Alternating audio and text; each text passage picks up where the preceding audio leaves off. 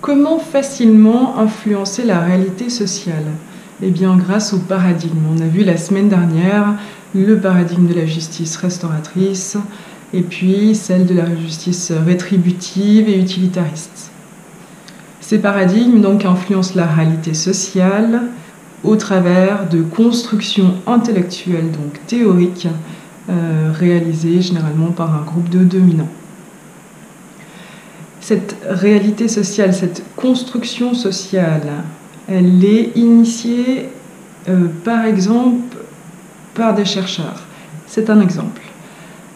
Il y a donc une étude qui a lieu, qui est totalement différente de celles qui ont pu être réalisées jusque-là, un domaine qui n'avait jamais été étudié auparavant, ou des résultats très surprenants qui vont pousser tous les chercheurs, tous les scientifiques à laisser tomber leur recherche initiale ou actuelle pour emprunter le chemin de quelqu'un d'autre.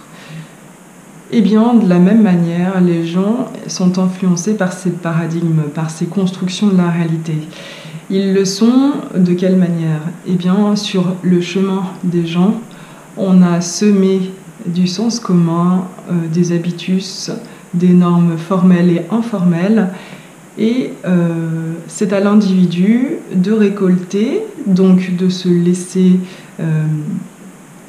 influencer, de se laisser détourner de son chemin, qui pourtant initialement semblait excellent, mais l'influence sociale est telle qu'il faut assimiler ses habitus, ce sens commun, ces normes, pour pouvoir avoir le sentiment d'être quelqu'un de bien, de juste, de faire bien et de faire juste. Alors que c'est une influence et que ça fait perdre énormément de temps aux individus parce qu'ils assimilent des choses qui ne sont pas les leurs, et ça a comme impact une perte de temps et certainement beaucoup de souffrance que l'on aurait pu éviter en restant sur son chemin. La réalité sociale donc peut être influencée par la réalité sociale de quelqu'un d'autre. Ma vision du monde, elle peut être affectée par celle de quelqu'un d'autre. La différence entre une sanction et une punition. Une punition, le but d'une punition, c'est que ce soit répréhensible. C'est-à-dire, on va chercher à blâmer et à mépriser un comportement et une parole. Alors qu'une sanction, je sanctionne quelqu'un, eh bien, je sanctionne quelqu'un parce que je ne suis pas d'accord avec la transgression de normes ou de morale qu'il a effectuée. Donc, dans une sanction, je remets en cause le comportement ou les paroles de l'individu et aucunement ce qu'il est, un être divin. Alors que dans la punition, on va chercher à infliger un mal soi-disant équivalent à ce que l'accusé a pu infliger à sa victime. Ici, c'est totalement subjectif et puis c'est aussi stigmatisant, donc négatif, alors que la sanction, elle, de son côté, eh bien, elle remet en cause donc le comportement ou les paroles de l'individu, mais aucunement son être.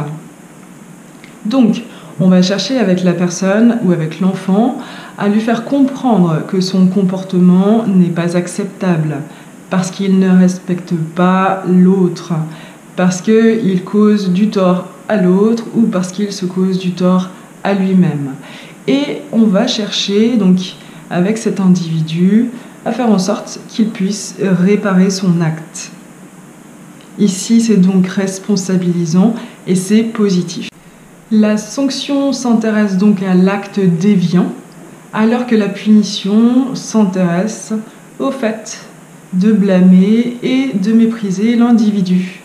Alors, ça me paraît être plus juste, plus humain, plus naturel, la sanction, qui est d'ailleurs utilisée dans le paradigme de la justice restauratrice, alors que la punition, qui est utilisée dans le paradigme de la justice rétributive et utilitariste, me paraît moyenâgeux, pour ne pas dire inhumain. L'utopie, selon le sens commun, c'est illusoire, chimérique, impossible. Bon, tu l'as compris, c'est un projet qui n'est pas viable, qui est impossible. Ça, c'est selon le sens commun. C'est donc l'idée qu'a la majorité des individus. D'un point de vue philosophique, donc évidemment, ce n'est pas le point de vue de tous les philosophes, mais il y en a certains qui disent que l'utopie, eh bien, c'est quelque chose de rigoureux et d'imaginaire. Donc, d'une manière précise, dans mon imagination, je vais avoir... C'est donc un idéal type à atteindre dans un avenir possible. Et ensuite, il y a un mais. Donc, je vais m'arrêter ici. Et on ne va pas continuer dans le pessimisme. On va aller dans le positif avec l'utopie d'un point de vue sociologique.